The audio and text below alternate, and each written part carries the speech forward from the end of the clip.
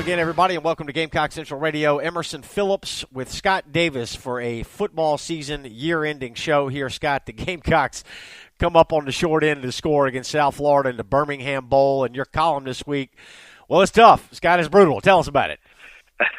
Well, you have asked me before, Emerson, on this podcast, and as always, it's a pleasure to be with you. But how I sometimes try to make a column light and funny in the wake of a difficult loss, and my answer has always been that I usually write them on the morning after the game. And I wrote this thing in the immediate aftermath of this loss, and so it sounded a little bit like what I actually sound like when I'm texting friends and talking to my dad on the phone and stuff that I do when I watch games. It was disappointing. After that Clemson loss, you certainly wanted to find a way to have some momentum going into the off season. And so I don't want to say these last couple of games kind of negated everything South Carolina did to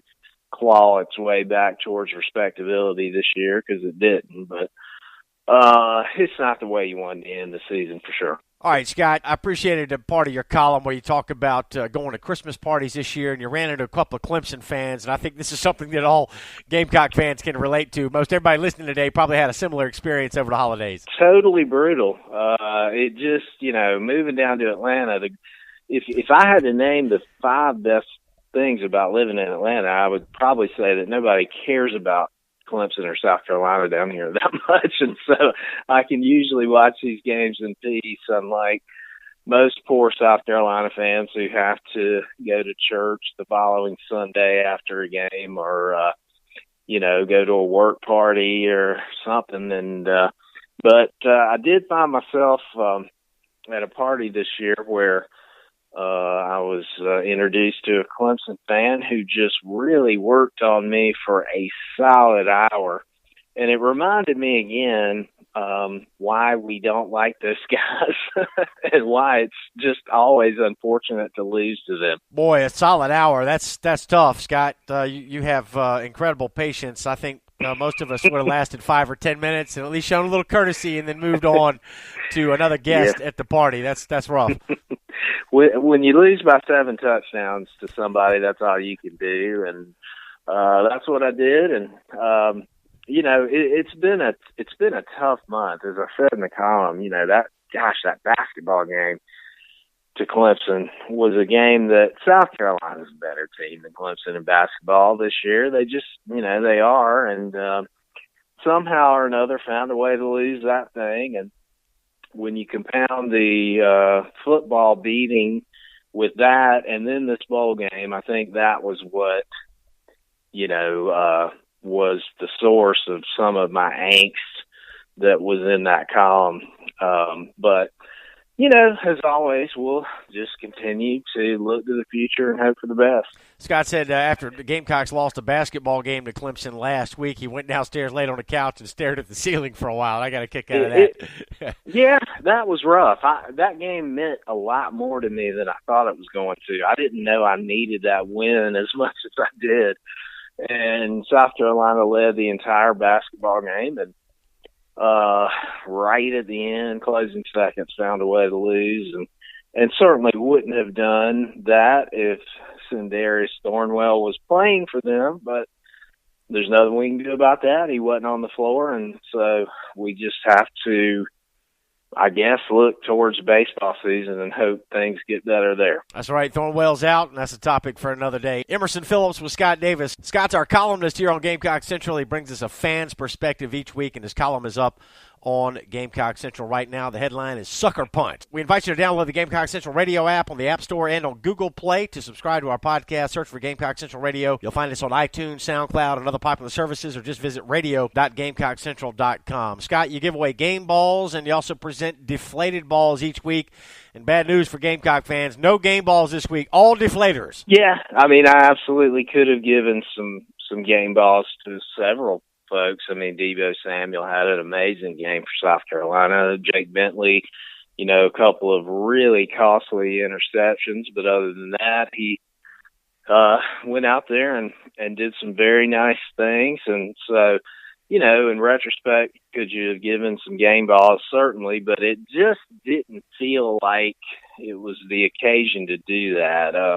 South Florida's defense not very good and hasn't been good all year. And I felt like there were a lot of Gamecock fans who seemed to be just very pleased with the fact that South Carolina showed signs of life on offense, and they haven't done that all year. But I don't know that means you're getting ready to compete for SEC titles, but that's okay. There were some folks who did have some good games for the Gamecocks, and that's really all you can hang your hat on looking towards next year is that happened. Scott, you went on Twitter after the Gamecocks lost the bowl game, and I enjoyed the fact you said your wife referred to your Twitter feed as the rantings of an insane person trying to stay off of Twitter these days, huh? Yeah, just a really unfortunate performance by me on Twitter yesterday. I've been a guy who tries not to do that, and usually, like I said earlier, when I write the column, I've had some time to kind of think about things and reflect, and that was just me in the moment, sounding off on what I was seeing. And for some reason, that loss yesterday really frustrated me more than I thought it was going to. I mean, I don't think anybody in the world cares about the Birmingham Bowl between South Carolina and South Florida, but I did, and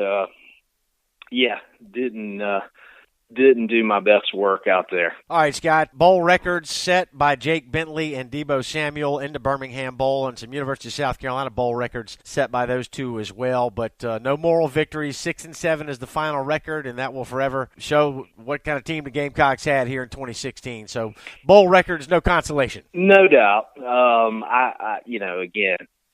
I was just saying, appreciate those folks who took some solace in that, and it was an encouraging sign. But at the end of the day, you did go out and lose to South Florida, a team that, yes, was 10-2, but was playing under an interim coach and had a really bad defense. And you're in the SEC, and that's a game that you want and expect to win. And you could argue that if South Carolina didn't come up with some of those turnovers, which to their credit they did, that game could have been in blowout territory. And so, I do think you cling to, the things that were good and try to hold on to that and looking towards next year. But I don't think that Jake Bentley and Debo Samuel having nice days yesterday means that South Carolina's getting ready to go 11-2 again. Yeah, tough loss for the Gamecocks to wrap up 2016, the first year of the Will Muschamp era, but we will look ahead to 2017. Certainly there are some pieces in place for the Gamecocks to build on, and a big recruiting period coming up for South Carolina football with signing day coming up on February the 1st. Scott, hope you had a great Christmas, and Happy New Year to you and yours. Absolutely, Emerson. Same to you. Thank you. All right, we appreciate your perspective each week here on Gamecock Central. Scott, you're going to stay with us through basketball season. We're hoping to keep you on through basketball. I certainly will. Go Gamecocks. Getting ready to get the SEC slate going, and if we can somehow get Darius Norwell back on this team, I think that they can make some noise in the league, and looking forward to seeing if they can do that. All right, good. We'll have you back on soon. We'll talk some basketball here. Gamecock men's basketball opens SEC play at Georgia on January the 4th. And for Scott Davis, I'm Emerson Phillips. Thanks for joining us here on Gamecock Central Radio.